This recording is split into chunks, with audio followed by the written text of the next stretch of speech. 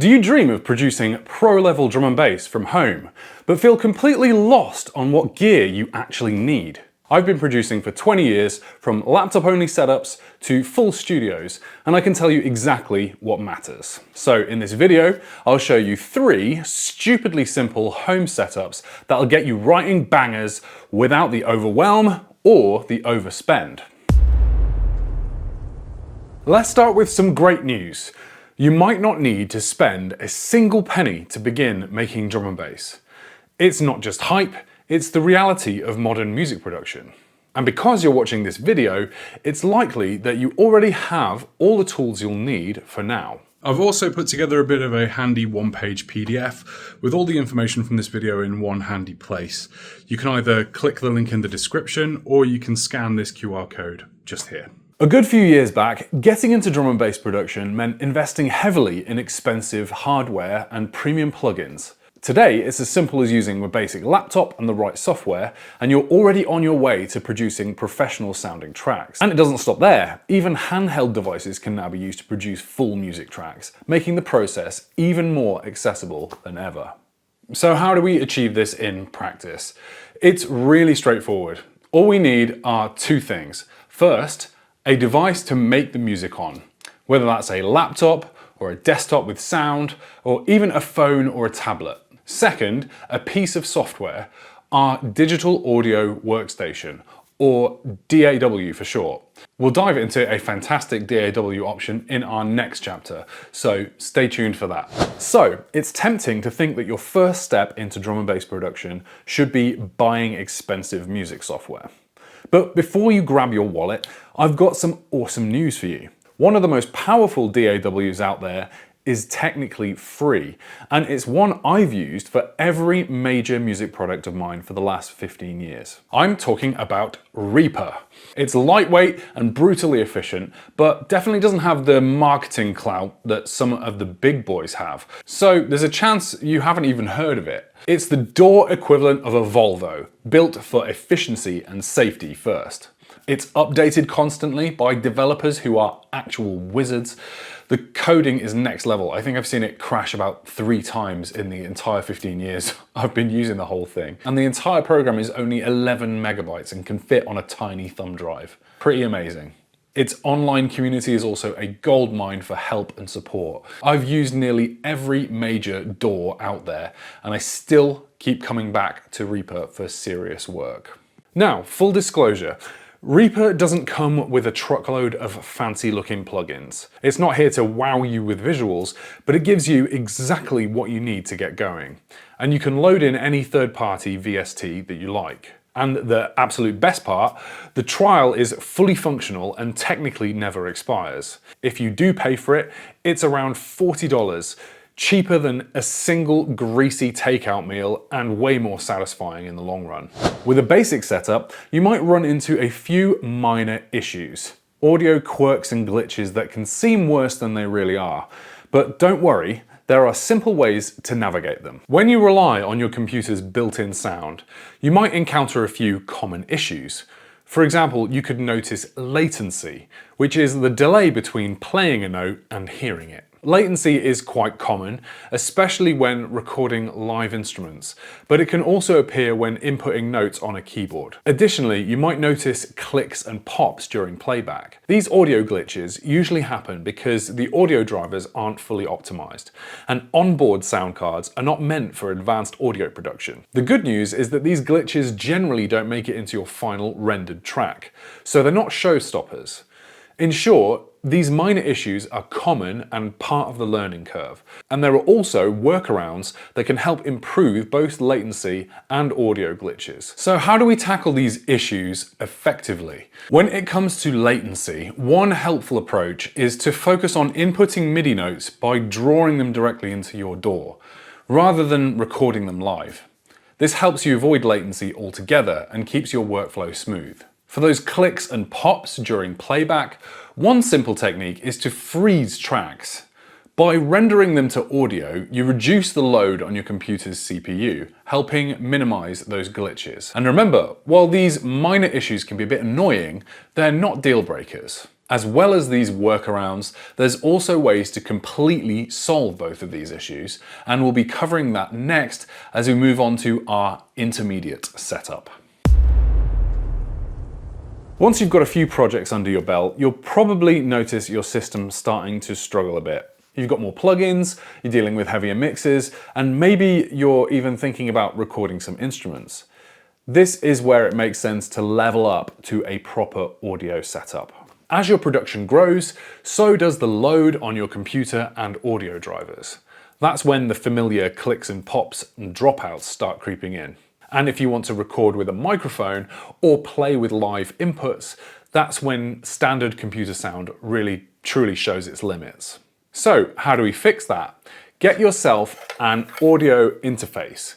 It's basically a sound card built to handle audio properly, and it offloads all of the audio processing stress from your computer's CPU. For a solid budget option, the Focusrite Scarlett Solo is a favourite. It's around $100, reliable, and does the job without fuss.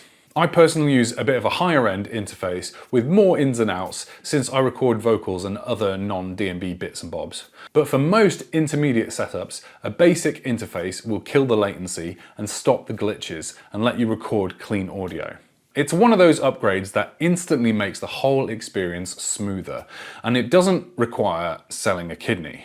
So let's be honest. If you're trying to get a pristine mix using bargain bin speakers or earbuds from Temu, then you're in for a rough ride. Mixing like this might sound okay for now, but the moment you play it elsewhere, it's like putting your track through a cheese grater. Without the right tools, you're setting yourself up for frustration. Imagine you're trying to paint a detailed picture in the dark. No matter how skilled you are, if you can't see what you're doing, you're never going to get those fine details right. In the same way, mixing on subpar headphones or speakers means that you're not hearing the nuances of your track. So what do you need to do? You need to turn on the lights and put on your glasses and grab the right tools so you can actually see or hear what you're actually doing. So how do we increase our mix accuracy in practical terms? The good news is that there is a really budget-friendly option for the intermediate tier. Getting yourself a good set of $100 to $200 studio quality headphones will not only work for you now, they will set you up for future success. Search for headphones with a fairly flat frequency response. That means we don't want stuff with boosted bass or scooped out mids. We want as accurate a picture of our mix as possible. This tip is the #1 way to get your mixes sounding 10 times better without having to spend hundreds or thousands on complicated setups. These are the headphones I'm using. They're kind of like relatively inexpensive Beyerdynamic DT770 Pro.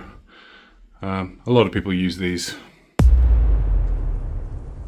Alright, so you've got your trusty headphones and you're hearing things more clearly. But there's another step if you want that truly professional sound. There's one more secret weapon that serious producers rely on to make sure their mix translates everywhere. Going back to our painting example, you wouldn't judge a painting by looking at it through a keyhole. Headphones give you a narrow but detailed view, like a zoomed in close-up. But to see the whole picture in full color, you need to step back from the canvas and see the full panorama.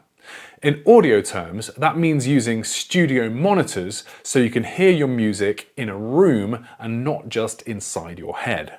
So how do you pick the right studio monitors? Start by testing a few in person if you can. Take a favorite track that you know like the back of your hand and listen to different options. Pay attention to the size of the speaker cones. Smaller monitors might struggle with the deepest bass, while the larger ones give a fuller sound but can cost a bit more. For a drum and bass producer, that low-end accuracy is gold, so choose a pair that fits your room and your budget, or if you can't afford bigger main speakers, you can try and find a subwoofer to cover the deep low end, even with smaller cone monitors. For a true professional setup, studio monitors are a must. The monitors that I have are Yamaha HS8s, with 8-inch cones. So you've got a solid setup, you're mixing comfortably, and everything's running smoothly.